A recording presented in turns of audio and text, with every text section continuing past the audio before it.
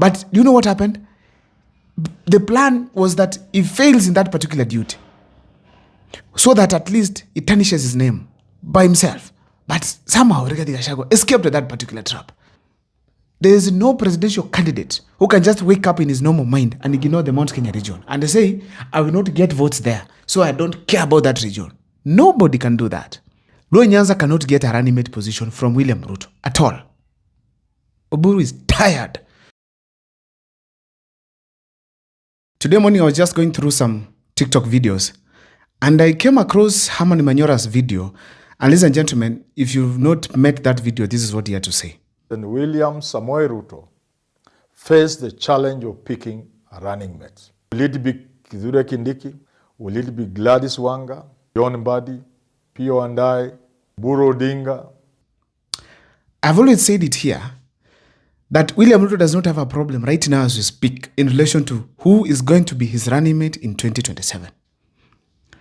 And it's something that Kenyans, probably those who like politics, political analysts and stuff, we forget that William Ruto had his own plan, which he's executing one by one. If you look at everything right now, there is nobody who has been able to influence William Ruto towards a certain direction.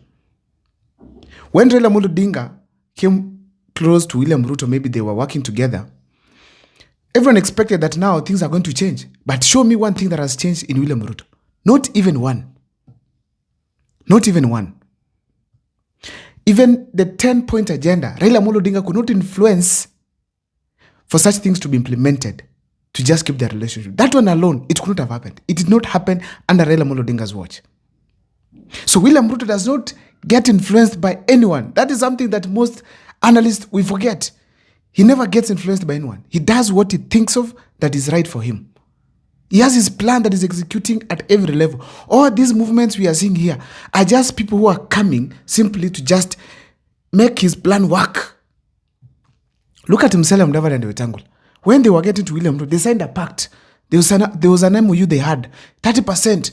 And then there was to be something like 1,000 kilometers of roads within Western Kenya. Have they been delivered? No. They just came in to ensure that something for William Ruto has worked. But they did not know about that because it is William Ruto executing his plan. So when it comes to the running mate position, William Ruto already knows who is going to be his running mate in 2027. And it is very clear in his mind. As we speak today, for those who remember actually, William Ruto at a certain point when he later on, people expected Kithure Kindiki was to be his running mate. And even Kindiki was so much disappointed because most of the people who were there voted for him and not Rigathi Gachagua. So Kithure Kindiki was disappointed and even said he's going to take a break from politics, go and rest. William Ruto had to go to those sides of Mount Kenya East and talk to those people and tell them that the second in command person after him, it is Kithure Kindiki. People took it like it's a joke. Rigathi Gachagua is there, and it was like an afresha to what? No. Eventually, Gachagua was impeached and Kindiki came back to his position. That is what William Ruto does. His running mate, by that time, his mind and heart were for Kithure Kindiki. But for him to get the presidency, he needed Rigathi Gachagua. So he took Rigathi Gachagua to first get the presidency. And after that, he was thrown out. Then now, he brought his rightful man at his rightful position. That is basically what happened. So even impeachment of Rigathi Gachagua, it was a plan. It was not just something that came up. Oh, Rigathi Gachagua has done this. All those things he was saying, shares and here, those are mitego aliyekewa. Yeah? You remember even some of the responsibilities Rigathi Gachagua was given. Nairobi River, where demolitions takes place. They used to do at the alcohol, where most businesses were to be destroyed. But Rigathi Gachagua somehow escaped some of these traps. If you also remember, was also given the issue to do the coffee and other cash crops within Mount Kenya and milk and things. But do you know what happened? The plan was that he fails in that particular duty, so that at least he tarnishes his name by himself. But somehow Rigathi Gachagua escaped that particular trap.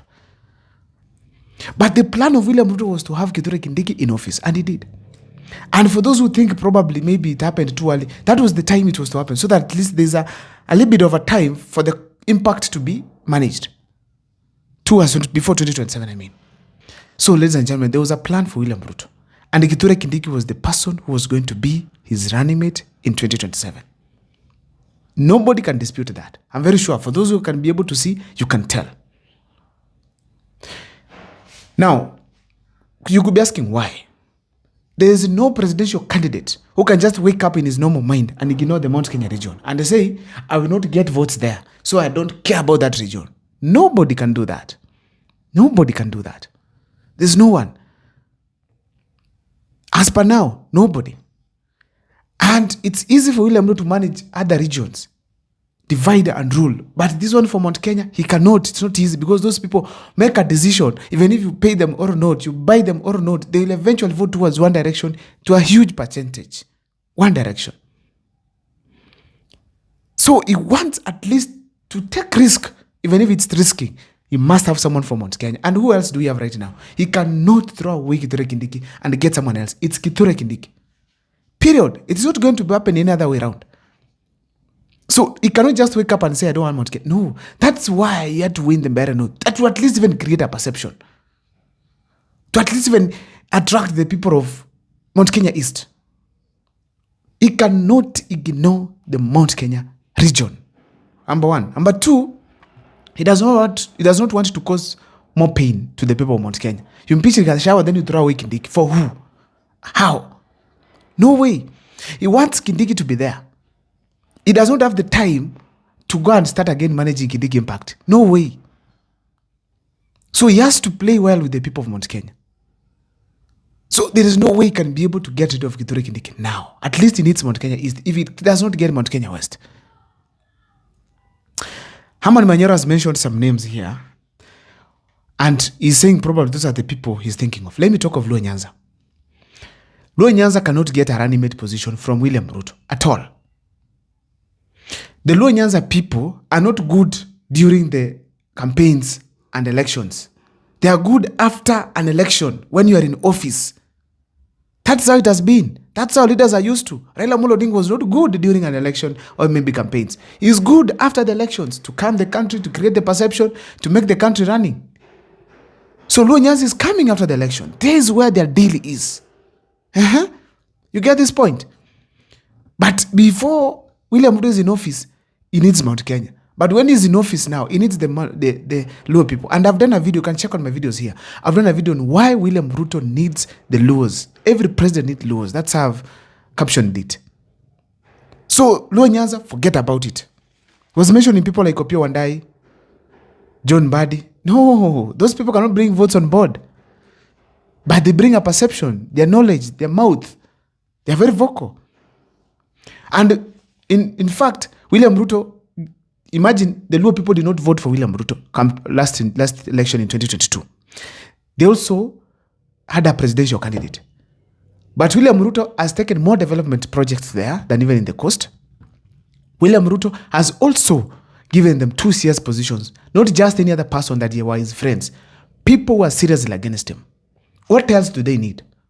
He has already proven to them that I'm your friend. It's done. Right now, the conversation is there.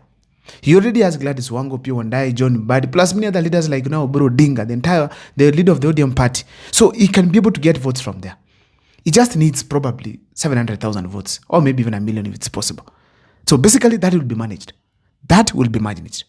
But when it comes to giving them DP position, it has been very clear to them. Even Gerard Gay told them, DP position, forget about it. The other person they were mentioning it is the Muslim community. Aden Duale is the cabinet secretary, the only one. Yes, I agree with that. That is a Somali.